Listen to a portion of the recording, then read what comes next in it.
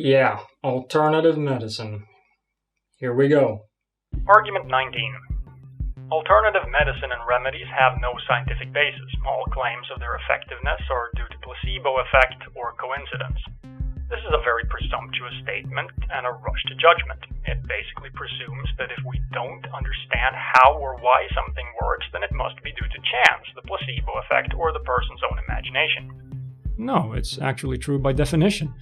Since you acknowledge that it's alternative medicine, which by definition has not been shown to work, and in many cases, such as homeopathy, has been shown not to work, it cannot have any scientific basis, and any reports of effectiveness must be due to other reasons. You know what we call alternative medicine that has been shown to work? Medicine. The important thing is that if an alternative treatment works, then we should try to understand how and why it works, rather than trying to put it on the same significance level as placebos. But that's the thing. If it's been shown to work, then it's not an alternative treatment. To read about studies that concluded that acupuncture had an effect beyond placebo, see this article in Natural News. Okay, that's it. Look, when you brought up Uri Geller, you jumped the shark. Now you nuked the fridge. You cheesed the starship. You cited Natural News. That site is worse than spirit science. Not only does Mike Adams, the lunatic behind it, support every pseudoscientific bullshit claim ever made, at least regarding alternative medicine, and every conspiracy theory ever concocted, he also, by his own admission, has no degree or education that qualifies him to give medical advice. He's listed by quackwatch.org as a promoter of questionable methods, and he openly advocates murdering scientists, claiming that anyone working in the biotech industry is committing a crime against humanity. Now, of course, this doesn't prove that everything he says is wrong, but my point is that this is not a source you want to cite if you want to claim that there is scientific support for your nonsense. Okay, acupuncture, right. There is some indication that it can relieve some kinds of pain. However, real acupuncture is no better than just sticking the needles in randomly. What skeptics don't understand about Chi is that it not only works and gets results, but those using it also feel its effects too, the same way you feel heat from a fire. Easily testable under controlled conditions. Let's see the results.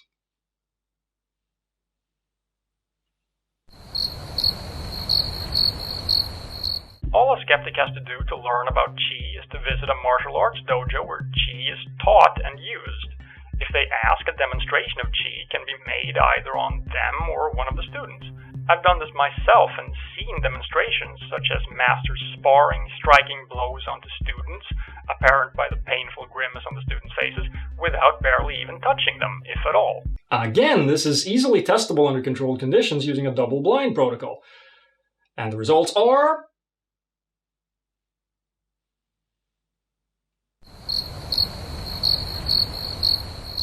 Now, I'm not one of those anti-pharmaceutical company people who believes in foregoing all pharmaceutical drugs in place of herbal remedies or alternative treatments. Actually, yes, you are. Whether you realize it or not, you're implying that all the people who test medicines in carefully controlled clinical studies are intentionally suppressing certain methods so that they can sell their own, whether it works or not.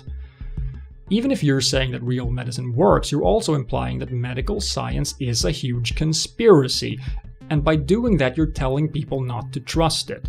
Mistrust of medical science is causing people to die today from easily preventable diseases, and that includes children whose parents chose not to have them vaccinated simply because they don't trust Big Pharma. There have been outbreaks of measles in the Western world recently, Wu, and it's entirely because of assholes like you. Argument 20. Miracles are impossible and defy everything we know about science. We could begin this the geeky, anal, retentive way by attempting to define what a miracle is, but since any average English-speaking person knows what it is, I think it's unnecessary. Right, so you're using the colloquial definition, the one you'd find in any normal dictionary. That's a problem, because dictionaries usually list 2 or more definitions. I can summarize them as just 2, however. 1. Divine intervention, typically involving the suspension of natural laws, i.e. magic. And 2. Something unusual and or amazing, often unexplained. By 1, yes, miracles at least appear to be impossible since there appear to be no gods, and by 2, no one's arguing that miracles are impossible. That means you're about to equivocate, aren't you? The difference is that though miracles are generally assumed by most to be supernatural or paranormal in nature, skeptics consider such events to be merely unexplained or explainable by natural phenomena or spontaneous healing flukes. Right. These skeptics consider supernatural or paranormal miracles to be impossible. No, not necessarily, but if they can occur, then they occur outside of our reality and have no effect on it. Otherwise, they would be natural by definition, and nature just turned out to include something we didn't know about. This claim is based on an a priori assumption that our known physical laws are all there is. No, it's a logical deduction. Definition 1, nature, the natural, is the entirety of perceivable reality. Definition 2, the supernatural is that which is not natural. Premise 1, if a phenomenon X is perceivable in any way, then X is natural. Follows from definition 1. Premise 2, P is a perceivable phenomenon. Conclusion 1, P is natural. Follows from premise 1 and premise 2. Conclusion 2, P is not supernatural. Follows from conclusion 1 and definition 2.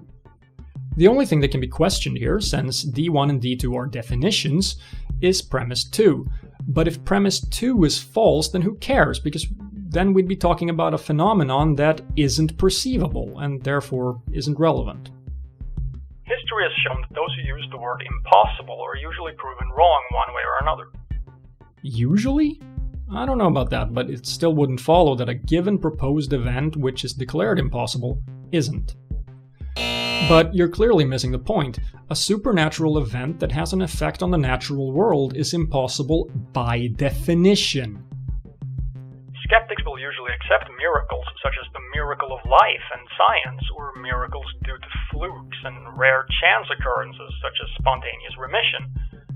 Which are miracles by definition too, things we regard as unusual and or amazing. But not if they involve supernatural forces. Impossible by definition. Or divine intervention. Which are miracles by definition 1, and also happen to be supernatural according to most believers. Possible explanations of miracles include supernatural forces, divine interventions, psychic abilities, unknown powers and healing abilities of the mind, spontaneous remission of illness, chance, or natural causes not yet understood. Whatever the case, the miracles are impossible argument is illogical because miracles have happened already. There's ample evidence of this both from anecdotals and hard evidence from x-rays of the affected region of a patient's body that were taken before and after the miracle. Whatever the case. Really. So you're actually saying that because miracles by definition 2 occur, miracles by definition 1 can also occur. Well, there you have it. Equivocation. In fact, according to a Newsweek poll described in the May 1st, 2000 issue, 84% of adult Americans say they believe that God performs miracles, and 48% report that they have personally experienced or witnessed one. Common sense tells us that statistically, such widespread reports probably point to a real phenomenon, whatever it may be. No. And there's that appeal to common sense again. In fact, Robert S. Bobrow of the Department of Family Medicine at the Health Sciences Center in Stony Brook, New York, cited genuine occurrences of paranormal phenomena in medical literature, which might require a revision of our current paradigms to explain. In his report, Paranormal Phenomena in the Medical Literature Sufficient Smoke to Warrant a Search for Fire, he summarized, paranormal phenomena, events that cannot be explained by existing science, are regularly reported in medicine. So he's defining paranormal as currently unexplainable, not as supernatural. One famous documented case of a miracle is the case of Vittorio Miceli. Michael Talbot, in his book The Holographic Universe, describes the case. I'll summarize it. A guy had cancer, the doctors were powerless, but it went into remission and he recovered. Miracle by definition 2.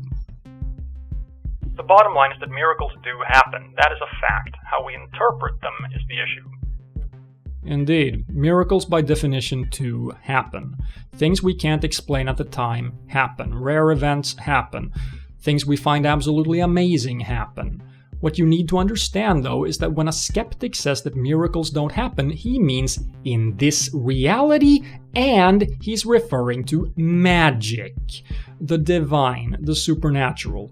No one is arguing that unusual events don't occur. You've taken supernatural events that affect the natural world are impossible by definition and twisted it into unusual, amazing, and/or currently unexplainable events don't occur. Congratulations, that's yet another straw man.